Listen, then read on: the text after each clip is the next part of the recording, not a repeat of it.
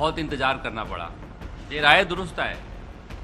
नहीं, कुछ दिन छुट्टियों पर चले गए थे, तो मैं बीजेपी में हूँ, था और रहूँगा। और अब ये कि मैं खुले मन से लग के और बीजेपी की शक्ति को आगे उभारूंगा और अभी वर्तमान सरकार के खिलाफ सड़कों पर लाऊंगा। नरेंद्र मोदी तो अभी सर्वोपरि हैं। हमारे भारत के तो वो सिरमौर हो ही गए, पर अब विश्व के वो सिरमौर, जो एक वसुधैव कुटुंबकम की स्थिति, जो देशों की आपस में लड़ाई गुटबंदी थी, उनको सबको साथ गले लगा के मिला रहे हैं और एक शांति के ऐसे स्वरूप बनते जा रहे हैं। तो उनसे तो अब बहुत अपेक्षाएं जनता की भी है, हमारी भी है। राजस्थान के कद्दावर राजपूत नेता और बीकानेर संभाग में अपनी धमक रखने वाले देवी सिंह भाटी की बीजेपी में वापसी हुई है। हमारे साथ है देवी सिंह भाटी, उनसे बातचीत करते हैं। बहुत इंतजार करना पड़ा। देर आए दुरुस्त आए।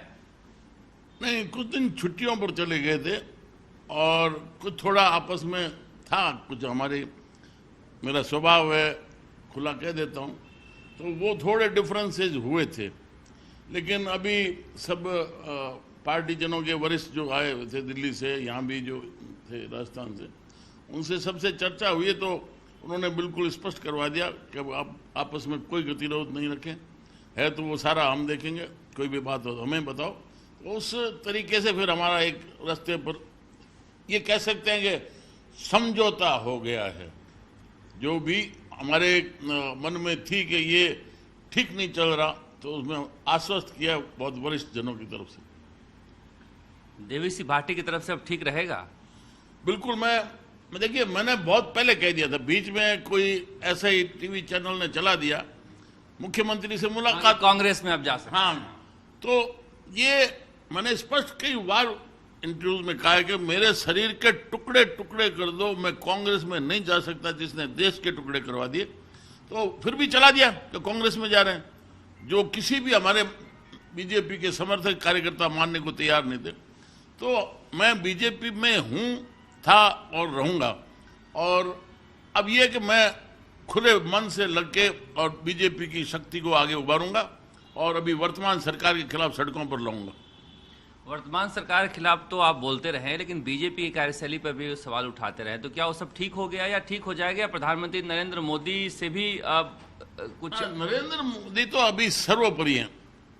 हमारे भारत के तो वो सिरमौर हो ही गए, पर अब विश्व के वो सिरमौर, जो एक वसुधैव कुटुंबकम की स्थिति, जो देशों की आपस में लड़ाई गुटबंदी थी, उनको सबको साथ गले लगा के मिला रहे हैं और एक शांति के ऐसे स्वरूप बनते जा रहे हैं। तो उनसे तो अब बहुत अपेक्षाएं जनता की भी है, हमारी भी है।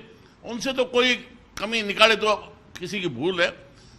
भारत के लिए, पूरे देश के लोगों के लिए उनका बहुत बड़ा योगदान रहेगा। और बाकी पार्टी के अंदर जो भी कमी खामी थी, वो मेरा वैसे सैद्धांतिक रूप से मैं मानता हूं कि प्रजातंत्र में अभी सुधार की बहुत गुंजाइश है। हमने नकल ली है पाश्चात्य देशों से। अब जो इसमें एक माध्यम बना है कि आपका चुनाव करो, गांव का, शहर का, किसी का भी एक व्यक्ति का, तो उसमें शुरुआत में अलग अलग दल बन जाए, गुट बन जाए, बिना कारण बांटना क्या है, और ये इसका बहुत बड़ा दोष है। तो मैं चाहता हूं कि इस प्रकार की जो चुनावी पद्धति है, जिसमें खूब खर्चा लगता है, तो सुधार की जरूरत है। तो वो मैं आज भी कर रहा हूं, आगे भी करूंगा। इसमें बहुत सुधार की गुंजाइश है। जिस प्रकार से आज हम देख रहे हैं कि आज पैसा सबसे बड़ी चीज हो गई है, वो मूल्यों को सब छोड़ते जा रहे हैं। और ये आपस में बिना कारण हमारे पूरे भारत में कभी भी इस प्रकार गुटबाजी, दल विरोध वाला स्वरूप नहीं रहा। हर गांव में आज जाके देख लीजिए, इतनी भारी गुटबाजी, विरोध है, एक दूसरे को मारने को तैयार हुए। तो ये सुधार की जरूरत है। भारत और गांव की बात तो की आपने गुटबाजी की, लेकिन बीजेपी में भी तो बहुत है। ये होगा भाई, वो जो आप जिस समाज में घर में रह रहे हैं, तो वो उसका रिफ्लेक्शन तो बाहर आएगा ना। तो वो है, बीजेपी में होगा। और गतिरोध तो रहना चाहिए। जहां चर्चा नहीं हो, बहस नहीं हो, तो वहां आप नया स्वरूप सामने नहीं ला सकते। आप वसुंधरा राजे जी को लगातार मांग करते रहे आगे लाने की, लेकिन यहाँ पार्टी कह रही है कि हम मोदी के चेहरे पर जाएंगे। तो फिर ये आपने समझौता कर लिया है क्या है? उन्होंने कहा है, मुझे जिस प्रकार से बातचीत हुई है, मुझे लगता है कि उनको भी पूरा महत्व दे रहे हैं। क्योंकि इसी बात को मैंने लेके बीच में आया था मैं। तो अब मुझे जिस प्रकार से चर्चा हुई है, तो उससे भी लगता है, वसुंधरा जी से भी चर्चा हुई है, तो ये अच्छा सामंजस्य बैठ रहा है और उनको पूरा तवज्जो दी जाएगी, महत्व दिया जाएगा। नहीं, चेहरा नहीं हो, वो तवज्जो नहीं हो तो चेहरा चाह रही है ना। चेहरा भी आएगा। ये जिस हिसाब से मुझे लग रहा है क्योंकि अब सबने तय कर लिया कि मिलजुल के लड़ना, और फिर उस हिसाब से नई नई पॉलिसी लाते हैं। जैसे अभी बात आई है मीडिया के माध्यम से कि जो दिल्ली के नेता हैं, MP हैं, मंत्री हैं, उनको भी पार्टी में लाके यहाँ विधायक का चुनाव लड़ा, तो वो अलग अलग रीति नीति है, बदलती रहती है, बड़ा नया नया प्रयोग होते हैं। पर अब मुझे लग रहा है कि वसुंधरा जी को पूरा महत्व दिया जाएगा। महत्व दिया जाएगा, चेहरा होंगी या मोदी चेहरा होंगे? एक चेहरा नहीं होगा, ऐसा मुझे लगता है कि एक मात्र चेहरा वसुंधरा जी हो, ऐसा नहीं। एक टीम रूप से लगेंगे, लेकिन महत्व बहुत अग्रसर होकर वो रहेंगी। लोग कह रहे हैं कि मोदी के चेहरे पर राजस्थान में कुछ नहीं होगा। नहीं है, देखिए वास्तव में तो यह है कि उनका एक चेहरा है, वो पूरे भारत के राष्ट्र के स्तर पर एक चेहरा हो गया। प्रांतों में इतना ही तो है, आके लोगों से बात करनी है। वैसे वो मन की बात हमेशा करते रहते, पर हाँ, ये जो अलग अलग जिलों में लोगों के तहसील में सबसे डायरेक्ट जुड़ाव है, वो स्थानीय नेता कर सकते हैं। चेहरा वो जरूर हो सकते हैं कि भाई पूरे में के चुनाव के दौरान किसी भी स्टेट में चुनाव हो, तो वो एक महत्व है, लोगों के आकर्षण का केंद्र रहते हैं मोदी जी। लेकिन स्थानीय जो मुद्दे हैं, वो उसमें अगवा जो लीडर होगा, चाहे संभाग का है, जिले का है, प्रदेश का है, उनको मेरे ख्याल से समय आने पर तवज्जो दी जाएगी। तो आपको लगता है कि ये विधानसभा चुनाव में बीजेपी जोखिम ले रही है प्रधानमंत्री नरेंद्र मोदी के चेहरे पर जाकर? ना, जोखिम तो देखिए उनका तो है ही अपनी जगह महत्व, ये बात सही है। पर लेकिन बात वो है कि स्थानीय को महत्व आज भी मैं कहता हूँ, तो वो आते हैं, वो तो चेहरा है कि आए, अपनी बात कही, लोग इकट्ठे होते हैं, कार्यकर्ता, समर्थक। लेकिन महत्व तो तभी होगा ना जब आप प्रांतीय स्तर के भी लोगों को, तो मुझे लगता है अभी जो मेरी बातचीत हुई है, सब जगह अलग अलग स्थानीय नेताओं को महत्व दिया जाएगा। वो तो आएंगे, एक संकेत मात्र है कि भाई लीडर वहां से होगा, और उसके बाद में तय किया जाएगा कि कौन लीड करेगा, मुख्यमंत्री कौन होगा। वसुंधरा राजे से भी कल मिले थे आप, क्या बोले, क्या बातचीत हुई? ना, मेरी मुलाकात नहीं हुई है। अच्छा, मुलाकात नहीं हुई, और मैं आया था वहां से, तो फोन पर जरूर मेरी बात हुई थी, और वो कहीं बाहर उनका जाने का कार्यक्रम था, तो अभी मुलाकात नहीं हो पाई। अच्छा, जो आपके विरोधी हैं वो कल जैसे ही खबर आई कि देवेसी भाटी बीजेपी में वापस आ गए हैं, कहें कि बकरे की माँ कब तक खैर मनाएगी, किसी न किसी दिन देवेसी भाटी फट ही जाएंगे।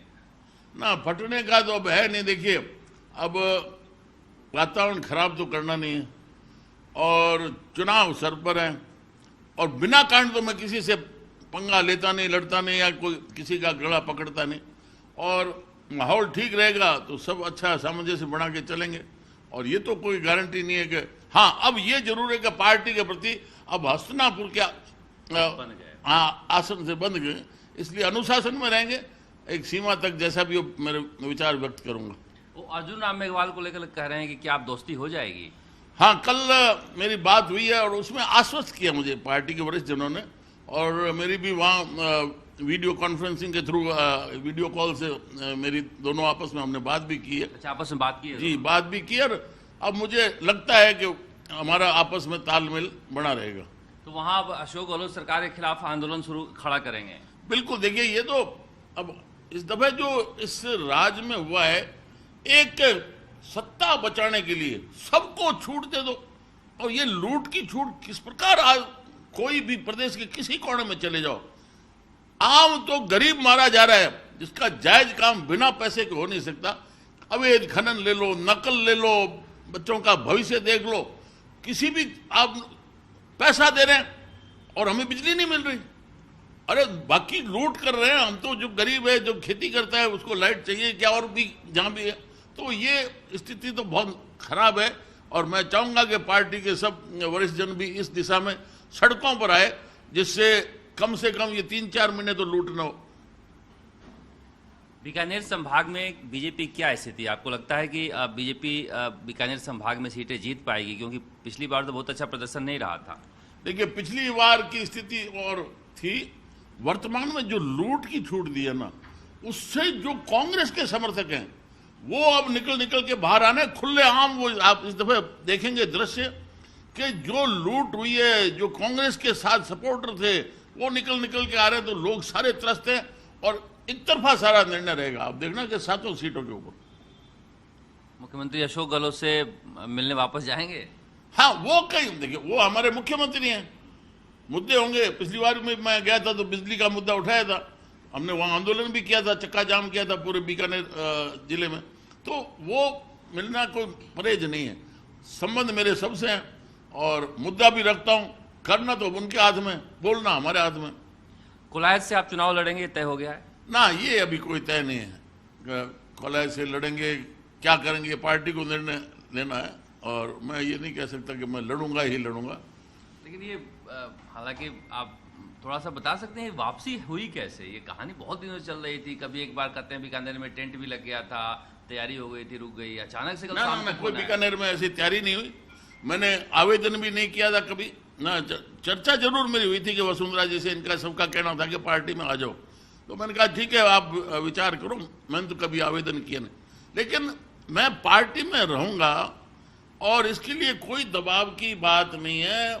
ये मेरा घर है। 1980 के बाद में जब बीजेपी बनी है, वहां कोई नाम लेवा नहीं था और हमने आंदोलन कर करके बीजेपी में ऐसे कार्यकर्ता तैयार किए जो आज भी सोने की तरह खड़े हैं और इसके कारण बीजेपी में मजबूती आई है। हमने सांसद पहली बार दिया है बीजेपी को, महेंद्र सिंह जो मेरा सुपुत्र था। तो इसलिए वहां तो मैं छोड़ के तो जा ही नहीं सकता और इसमें मजबूत और करना, ये मेरा निरंतरता इसमें रहेगी। तो इसलिए मैं पार्टी में रहूंगा और कोई ऐसी अभी कोई ऑफर दबाव ये कुछ नहीं था, क्योंकि हम है तो मेरा परिवार ये सारा बीजेपी का, उस हिसाब से पार्टी में आ गए।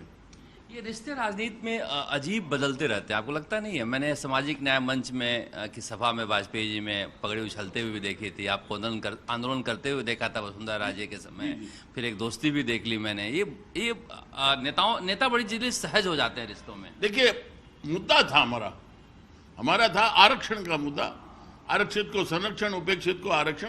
तो उसमें मुद्दा बनाया, मुद्दे के सामने कोई अटक जाए तो हमें पार्टी से निकाल दिया, कोई बात नहीं।